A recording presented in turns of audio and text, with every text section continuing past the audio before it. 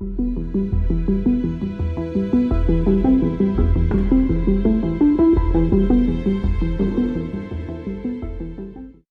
woman wakes up in the middle of the night. Her daughter, dead for weeks, stands silent at the foot of her bed.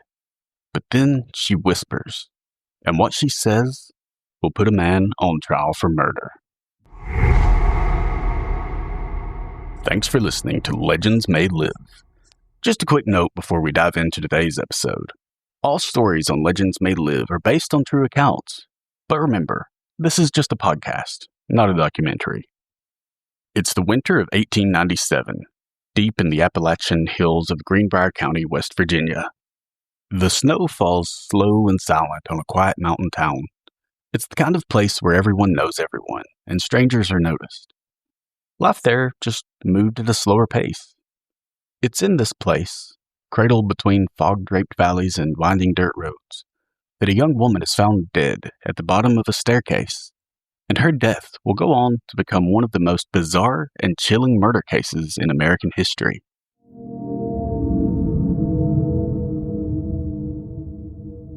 Zona Heaster was just 23 years old. She was tall, soft-featured, with a gentle demeanor and a reputation for kindness.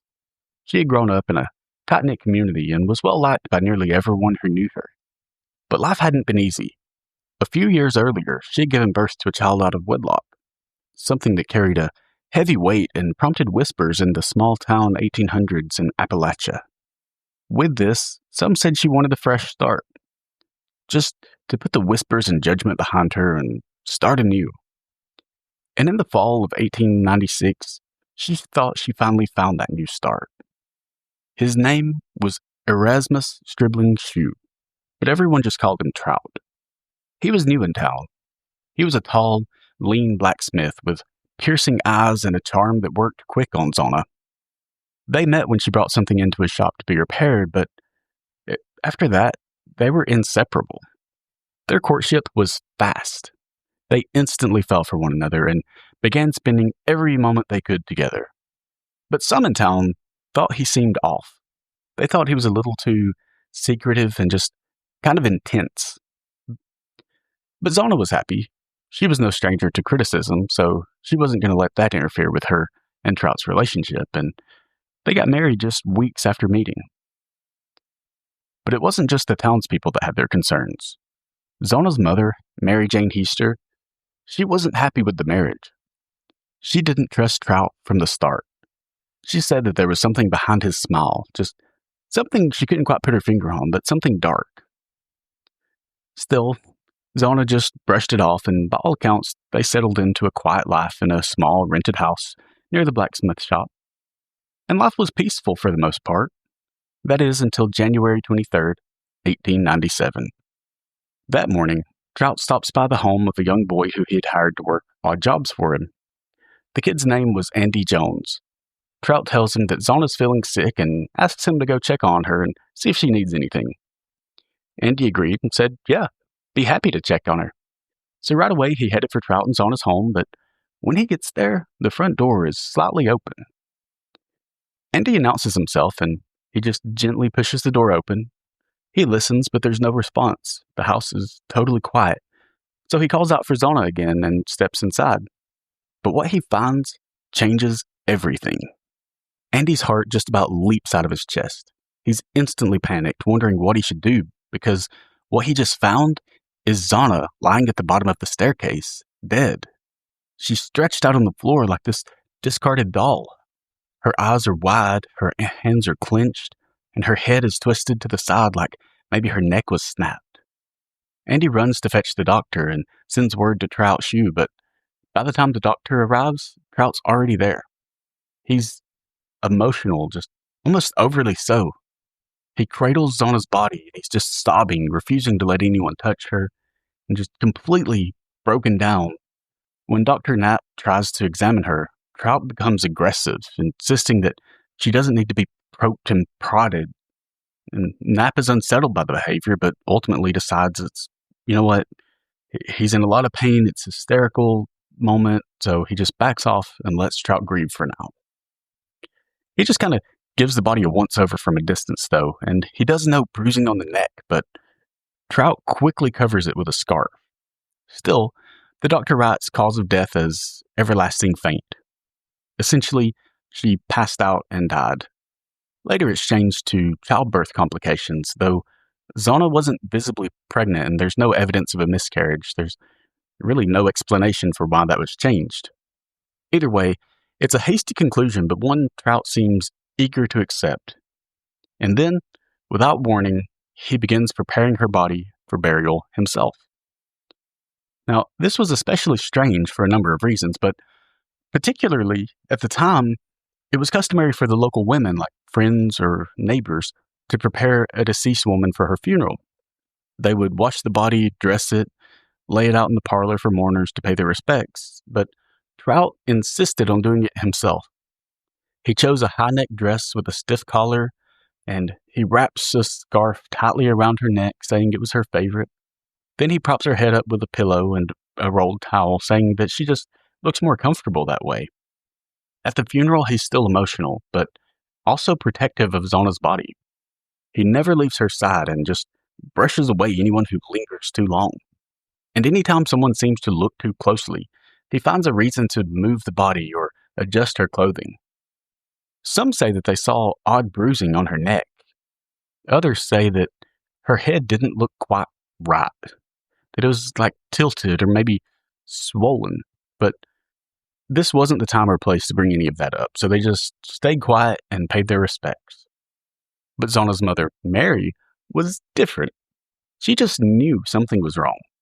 And in the nights that followed her daughter's burial, she began to pray, not just for peace or for answers.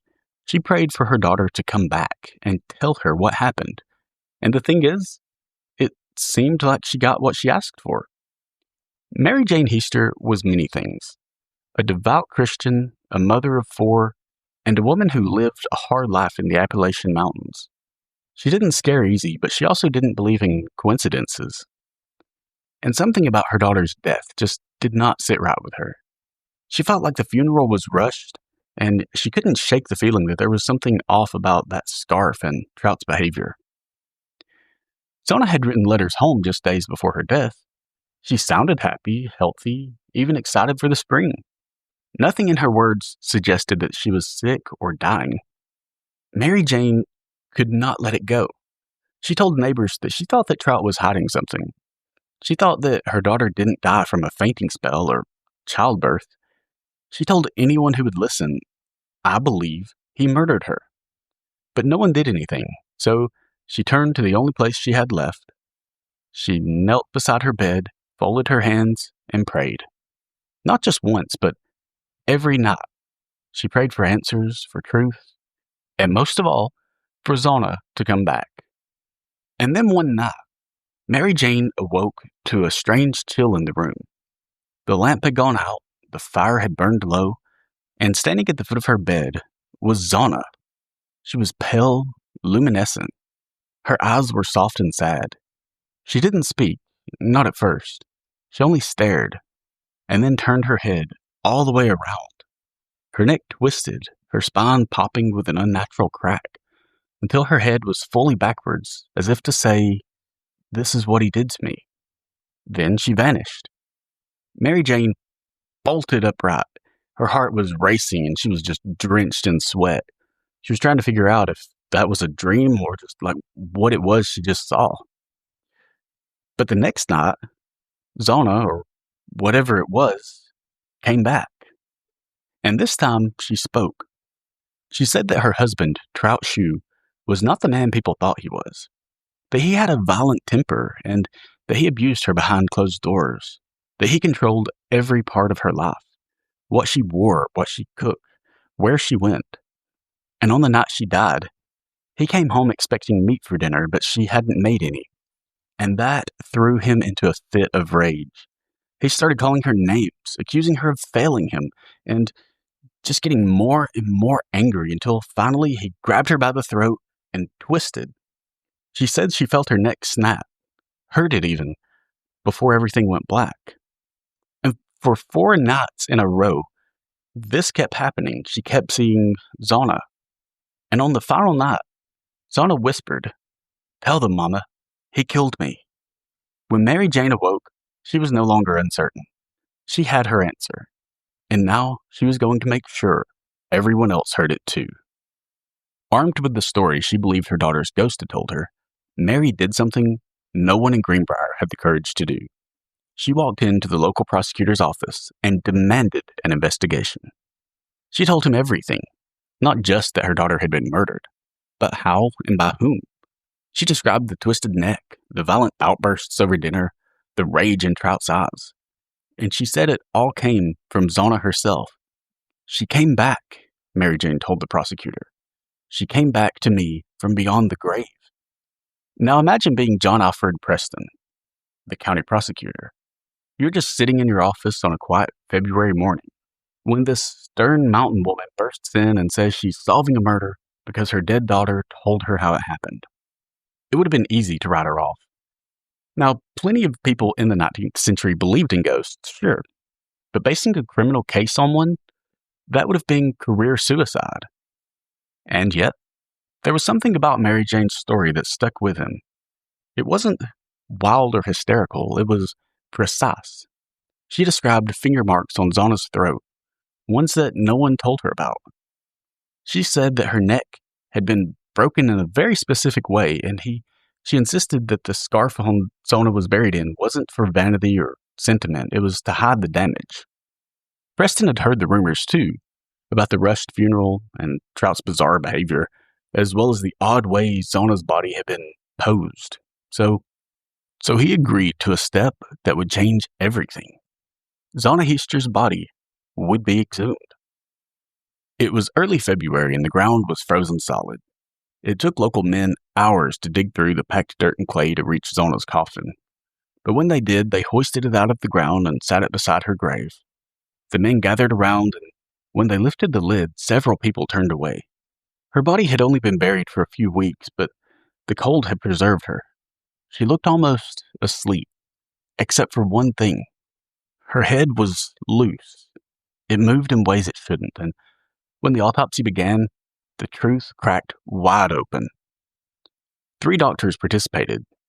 They took their time examining every detail, and the findings were clear. Bruising around the neck and windpipe, fingertip-shaped marks across the throat, and a clean break between the first and second vertebrae, the kind of break that doesn't typically happen from fainting or falling. It was undeniable.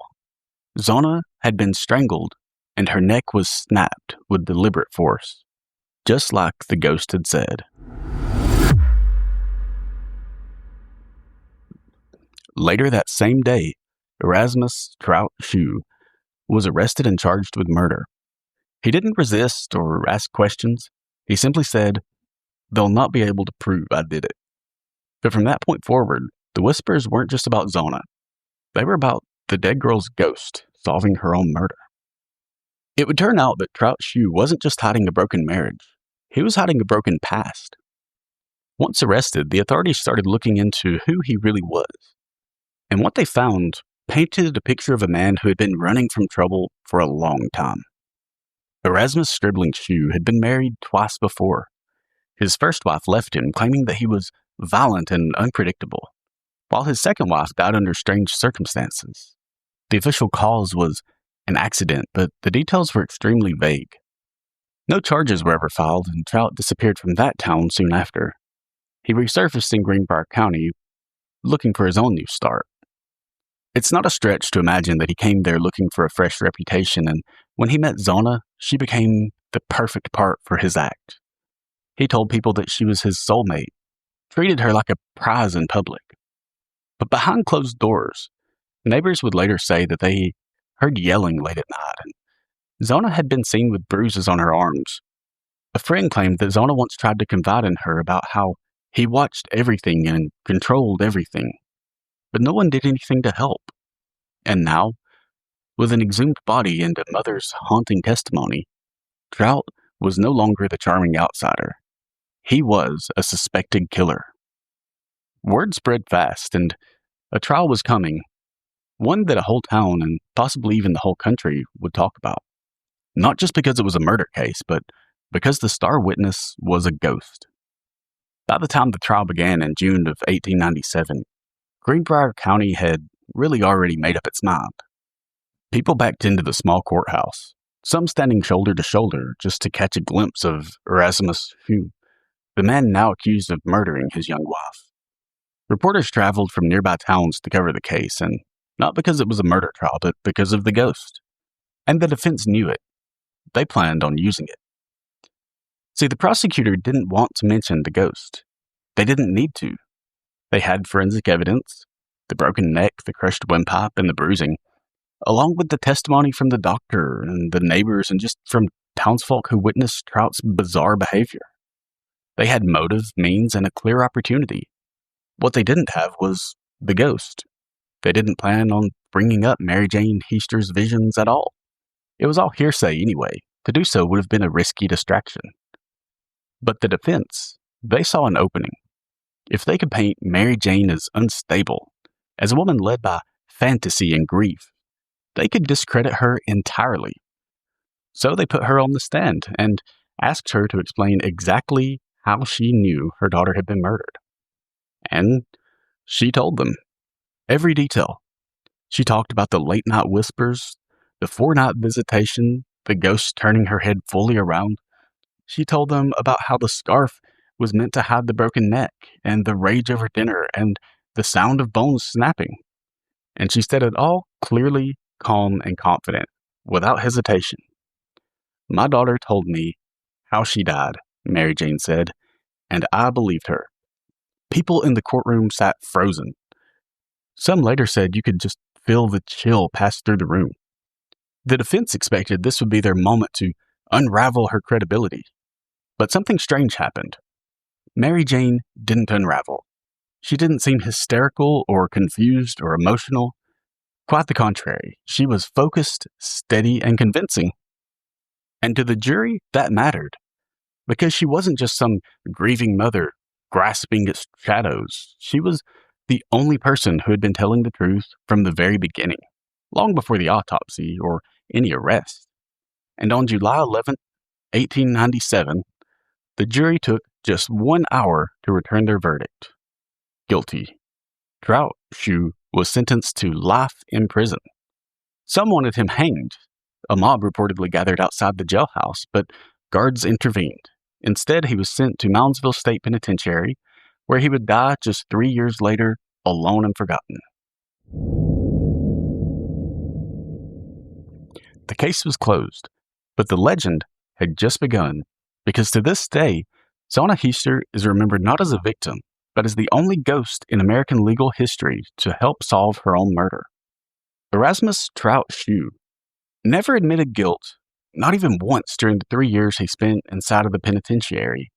He told guards he was framed, that the town was against him, and that he had been convicted on the testimony of a ghost, and he wasn't wrong about the last part. But even behind bars, the walls seemed to close in. Some prison staff said that Trout refused to sleep at night. They said that he claimed that he could hear Zona's voice whispering through the stone. Other inmates said that they saw him talking to the shadows in his cell. And late at night, he'd sometimes scream her name over and over again. Whether guilt ate him or something else, no one can say for sure. In 1900, just 3 years into his sentence, Erasmus Trout died of an unknown illness. His body was buried in an unmarked grave on the prison grounds. There were no mourners, no flowers, or final words. Only a man, dead and disgraced, and a chilling rumor that haunted until the end. The Greenbrier ghost case remains one of the most bizarre legal stories in U.S. history. In Greenbrier County, along a quiet stretch of road near the old cemetery where Zona's buried, there's a historical marker that reads, "Interred in a nearby cemetery is Zona Heaster Shue. Her death was later revealed by the appearance of her ghost to her mother, which led to the arrest and conviction of her murderer." It's the only official government plaque in America that credits a ghost with solving a crime. So what really happened? Was it grief-induced hallucination? A mother's intuition disguised as a vision? Or did Zona somehow visit her mother, if only for 4 nights, to demand justice? Whatever the truth is, the case remains unique in American history. A place where folklore and fact collide, where silence was shattered by something otherworldly, and where one ghost may have done what the living could not: tell the truth. That's it for today's episode. Thanks for joining us on Legends May Live. If this story moved you, chilled you, or just made you wonder what else might be out there, follow us on your favorite platform and share this episode with someone who loves the strange and bizarre. Until next time, stay vigilant and keep watch.